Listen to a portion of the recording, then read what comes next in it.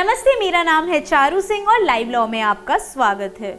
तो आज की वीडियो है सरोगेसी के बारे में और इससे जुड़े कानूनी प्रावधानों के बारे में, और हम ये भी देखेंगे कि समय के साथ साथ क्या परिवर्तन आए हैं सरोगेसी के पूरे मुद्दे पर और कानून में हमारे देश में। तो शुरुआत करते हैं इस बात से कि सरोगेसी आखिर होती क्या है। देखिए, सरोगेसी उन कपल्स या दाम्पत्य के लिए अनिवार्य है, बहुत इंपॉर्टेंट है, जो खुद माता पिता बनने में सक्षम नहीं हो पाते। लेकिन देश में सरोगेसी के मामलों की बढ़ती संख्या के कारण इसका पूरा जो प्रक्रिया, जो प्रोसेस है, उसका व्यवसायीकरण यानी कमर्शियलाइजेशन होता जा रहा है। और इसका सबसे बड़ा और ज्यादातर जो खराब असर है वो एक सरोगेट माँ पर पड़ता है, क्योंकि लाजमी सी बात है कि यहाँ सरोगेट माँ का शोषण हो सकता है।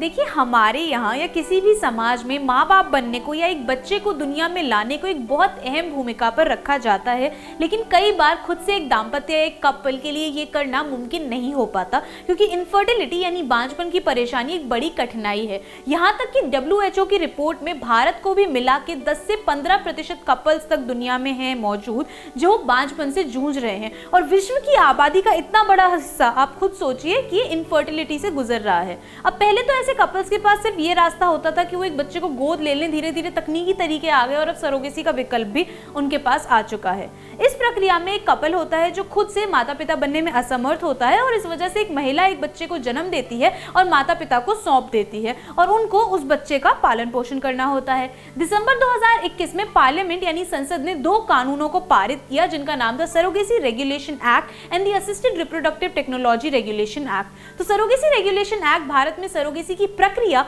और प्रथा को नियंत्रित करता है, और the assisted reproductive technology regulation act assisted reproductive technology के जो क्लिनिक होते हैं, यानी शायक प्रजनन तकनीकी के जो क्लिनिक होते हैं या बैंक होते हैं, उनका रेगुलेशन और सुपरविजन करता है।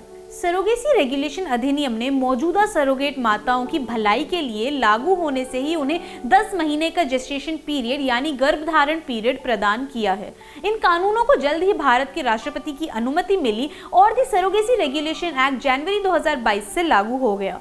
अब याद रखें कि भारत में कमर्शियलाइज यानी व्यवसायीकरण होने वाली जो सरोगेसी होती है, पैसे के लिए किए जाने वाली जो सरोगेसी होती है, उसकी अनुमति नहीं है। इसे बस एल्ट्रुइस्टिक यानी परोपकारी कारणों के लिए किया जा सकता है, उसी की अनुमति है। और जो लोग इस कानून के अंतर्गत सरोगेसी का लाभ उठाना चाहते हैं, उन पर कई और प्रतिबंध भी मौजूद हैं। लेकिन ये जो 2 कानून हैं, इनमें कहा गया है कि ये भेदभाव करते हैं एक सिंगल यानी अकेले आदमी के खिलाफ जो कि पिता बनने की इच्छा रखता हो, या एक शादीशुदा औरत के खिलाफ जो अपना परिवार आगे बढ़ाना चाहती हो लेकिन पहले से उसके पास एक बच्चा हो। और यही बात आगे रखते हुए दिल्ली हाई कोर्ट में इस वक्त एक याचिका पेंडिंग है यानी लंबित है।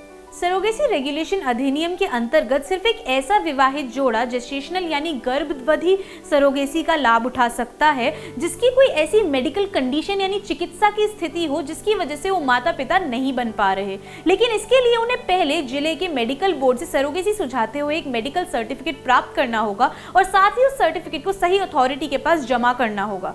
एक इच्छुक महिला जो कि विधवा हो या उसका तलाक हो चुका हो या उसकी उम्र 35 से 45 के बीच में हो, वो भी सरोगेसी का लाभ उठा सकती है। लेकिन जेस्टेशनल सरोगेसी की जरूरत पड़ने वाली मेडिकल कंडीशन यानी चिकित्सा या स्थिति आखिर होती क्या है, कौन सी सिचुएशन में वो कर सकते हैं।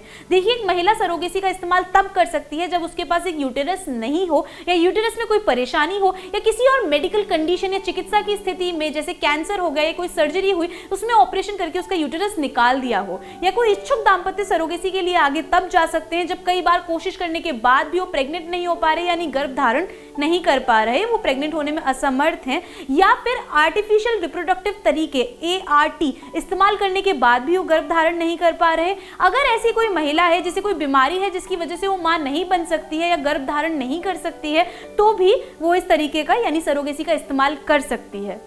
कोई भी इच्छुक दाम्पत्य या कपल जो कि सरोगेसी का विकल्प अपनाना चाहता है, उनमें महिला की उम्र 23 से 50 वर्ष होनी चाहिए और पुरुष की उम्र 26 से 55 वर्ष होनी चाहिए।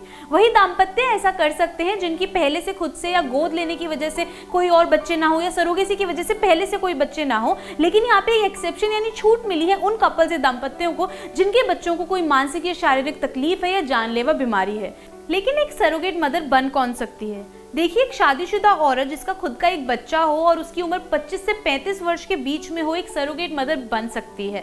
लेकिन जीवन में सिर्फ एक ही बार और सिर्फ 3 कोशिशें मिलेंगी, यानी सिर्फ 3 ट्रायल मिलेंगे उस इस प्रक्रिया के साथ। उस औरत को अपनी लिखित मर्जी देनी होगी और चिकित्सा के तौर पर, मानसिक तौर पर उसे बिल्कुल स्वस्थ होना होगा। जेस्टेशनल सरोगेसी में सरोगेट माँ को बच्चे से जेनेटिक तौर पर जुड़ा हुआ नहीं होना चाहिए और ना ही वो अपने खुद के गैमीट्स या अपना खुद का ओवा दे सकती है सरोगेसी के लिए। साथ ही उन लोगों को सरोगेट माँ के लिए एक 36 महीने का हेल्थ इंश्योरेंस लेना होगा, जिससे कि बच्चे को जन्म देने के बाद अगर किसी तरह की परेशानी आई या कठिनाई आई तो उसका खर्चा निकल पाएगा और स्वास्थ्य की भी देखरेख बनी रहेगी। उसके अलावा कोई और खर्चा सरोगेट माँ को या सरोगेसी के लिए किसी और को नहीं दिया जा सकता। माता पिता बनने में इच्छुक महिला या दाम्पत्य सरोगेसी से हुए बच्चे को छोड़ नहीं सकते किसी भी कीमत पर और उस बच्चे को उनका खुद का बायोलॉजिकल यानी जैविक बच्चा ही माना जाएगा।